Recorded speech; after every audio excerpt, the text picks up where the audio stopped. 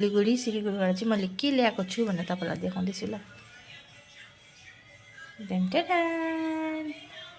यसको नाम चाहिँ के पो भन्यो मैले बिर्सेँ हो। तपाईँलाई याद छ भने प्लिज कमेन्ट गरिदिनु। र यो चाहिँ यसको यो के अरे यो पट चाहिँ मैले अलग्गै किनेको थिएँ हो।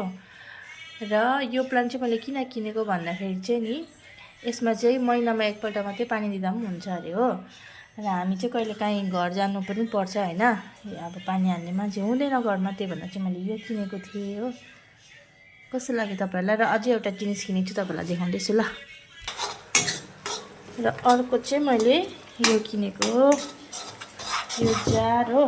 अघि देखाऊँ भनेको थिएँ कि यहाँ रिस उठाएर एकजनाले गर्छ कि भिडियो बनाउने बेलामा रिस उठाएर। यो चाहिँ मैले निम्बु हालेको छु। यो निम्बु चाहिँ नुनमा भिजाएको हो।